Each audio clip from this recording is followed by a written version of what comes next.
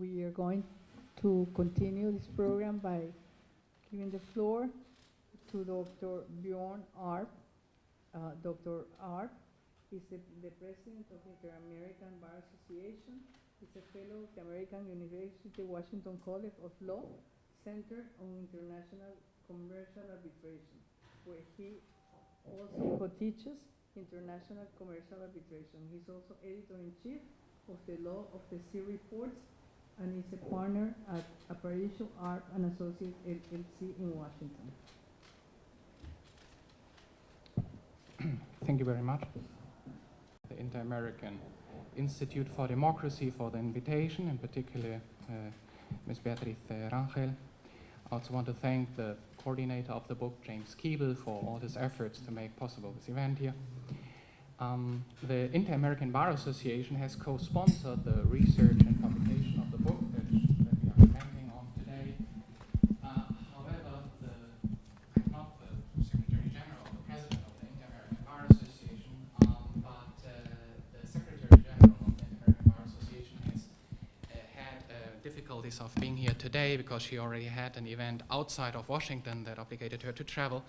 So I'm representing her as a member of the DC chapter of the Inter-American Bar Association. So this book compiles 6 case studies on human rights violations in Ecuador that have one common denominator, which is the violation of human rights through the activity of the judiciary in Ecuador. At first sight, this topic may seem contradictory in its own terms, because traditionally in Latin America, human rights violations were committed by the governments through the police forces or the military or other government agencies. The victims of these abuses, when sometimes tried and even sometimes even successfully, presented their cases to the judiciaries of these Latin American countries. However, often when the human rights violations were motivated by political enmities, the governments prevented these people from actually accessing the judiciaries of these countries. In those cases, these people had access or recourse to international human rights mechanisms. However, I would argue that there has started to be a new generation of human rights violations in the hemisphere. And this is precisely what this book tries to convey.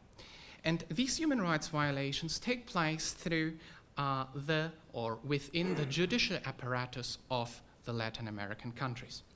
In these situations, the governments or the public authorities that want to harm a person, that somehow want to restrict the rights of a person, they create just any kind of judicial action against that person. And once the judiciary takes on that case and starts to follow their proceedings, or a large variety of human rights violations take place that ultimately can destroy the lives or the dignities of these victims. This way, the courts of justice have become the new accomplices of ruthless rulers and of corrupt public authorities. Now, these human rights violations through the judiciary can take a large variety of forms. From my own experience, I can mention a few types of violations that may be observed. For instance, there are many situations where there is a lack of a balanced or reasoned evaluation of the evidence.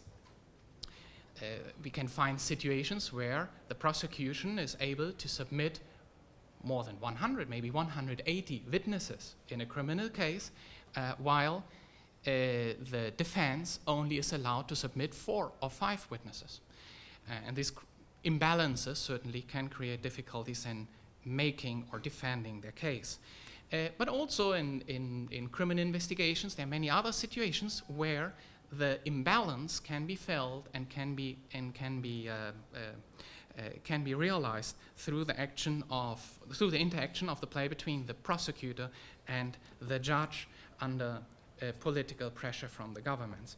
Another type of violation may be the extension ad aeternum, the extension over a very long period of time of the judicial proceeding, which then ultimately also can hamper the rights of the persons. Another practice very common in Latin America is the forced removal of judges that do not seem to be negatively predisposed against the victim. As soon as the prosecutor, as soon as the government realizes that, the judges separated from the case and other judges are put into its place. This leads to a very widespread practice in Latin America of the provisionality of the judges. The judges any longer do not really hold their office of the bench, but they are provisionally put into place strategically through government decisions. And finally, another example that I want to highlight is the very frequent use of the so-called provisional measures or cautelar measures in Latin America, which already kick in the moment of the criminal investigation, and they can lead to the situation where the victim's assets are annotated, are embargoed by the state, and this then leads to situations where the victim is not any longer able to pay the legal representation of its choice, and this way very starkly hampering any chances of reasonable defense of the victim. Overall, all these different human rights violations are much more sophisticated than the measures taken by previous generations of autocratic leaders, where victims were simply kidnapped, often tortured, and summarily executed. However, the result is very similar, because people that suffer from oppressive justice systems are excluded from the society and from the political democratic process. They cannot take part into that anymore in any efficient, meaningful way. In addition, in some countries like Ecuador, I think, is a good example, the weak parliamentary structures and the very broad powers of the presidency lead to situations where laws are adopted that create additional quasi-judicial proceedings that are in addition to the ordinary justice. Like, for instance, the 2013 communications law that created specific procedures to deal with cases of libel and slander against public authorities, and that have contributed so strongly to violations of freedom of expression in this country. Now, most victims today have very broad powers or very broad rights to submit their cases to international human rights mechanisms. Just focusing on Ecuador, we can see that victims have a very broad range of institutions to which they can submit their cases. Within the United Nations, I may just mention the Human Rights Committee that supervises the International Covenant on Civil and Political Rights, but there are also many other committees, specific organs created within the structure of the United Nations that supervise the implementation of the United Nations human rights treaties. And Ecuador is party to most of them, if not all. In regard to the inter-American human rights system, I may also mention the fact that also there, the victims can submit their cases to the Inter-American Commission of Human Rights, and if all the means at the availability of the Commission are exhausted, the Commission may decide also to submit the case to the Inter-American Court of Human Rights. All these international human rights mechanisms have the advantage of being able to declare the international responsibility of the state for human rights violations. And not only that, they can also decide about the reparation that the states have to grant to the victims for these violations. These reparations may be the payment of compensation, but also in the practice of these mechanisms we can see other measures, specific measures that they have ordered the states to adopt to repair the harm done to the victims. One that comes to my mind is that they can order the reinstatement of judges that have been forcefully removed from office because of their judicial decision line counter to the interests of the government. And in addition, what I also would like to underline here is that maybe one of the biggest contributions of these international human rights mechanisms is that they publicly recognize the wrong committed to the individual, with which the individual is reivindicated in regard to the state, and eventually, after a regime change, can also use this as a way to obtain reparation within the judicial system of the state. However, regardless of all these legal and symbolic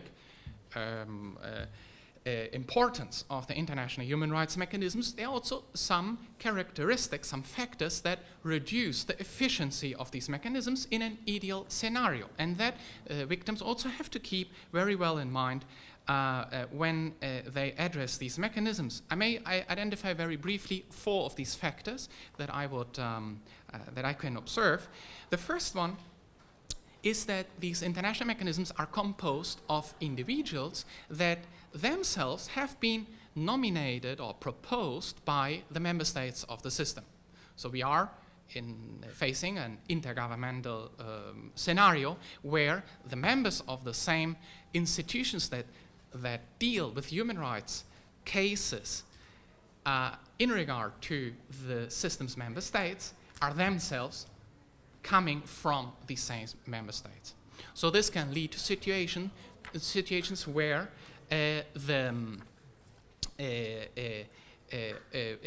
where the same representatives are in line with their own states or with their allied states. And this has led to a certain reduction in efficiency in certain cases of the international human rights mechanisms. The second factor that I would like to highlight is that also the NGOs have more and more permeated the international human rights mechanisms, and they increasingly have their own agenda, which does not necessarily coincide with the claims, with the individual claims of the actual victims of the human rights. And this, in a long-term perspective, may also lead to a certain reduction of the actual efficiency or interest for the victims of these mechanisms. As a third factor, I would like to state also the problem of the financing. The financing, as the staffing, comes from the member states. So also the member states, particularly in weaker structures like it happens in the inter-American system, the states try to reduce the financial contributions when they see that the mechanism is taking decisions against their own interests. As a fourth factor, maybe the most well-known factor is the fact that these international human rights mechanisms do not have an enforcement mechanisms by which they can obligate, by which they can really enforce the decisions once they have adopted some resolution or some ruling on a human rights situation. The mechanisms still today depend on the voluntary and spontaneous compliance by the states of these decisions. And that also, in some cases, however not in all, but in some cases it can lead to difficulties in the implementation of these mechanisms. So the victims certainly feel the consequences of these shortcomings, and they have to keep those in mind when they address these mechanisms.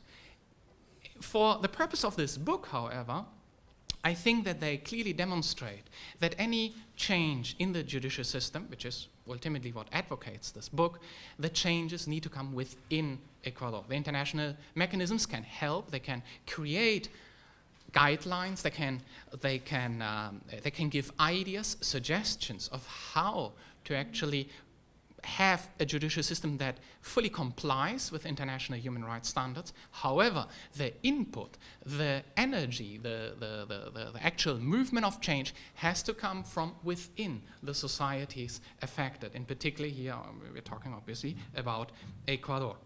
In this sense, the book here, which we are commenting on today, is a first attempt at showing the problems of the judicial system and to formulate some of the solutions that may be implemented in that country. I hope that it raises sufficient awareness about the risk of the usurpation of the courts of justice by the government, and I encourage really the authors as well as everybody here in this room to continue denunciating internationally the judicially made human rights violations.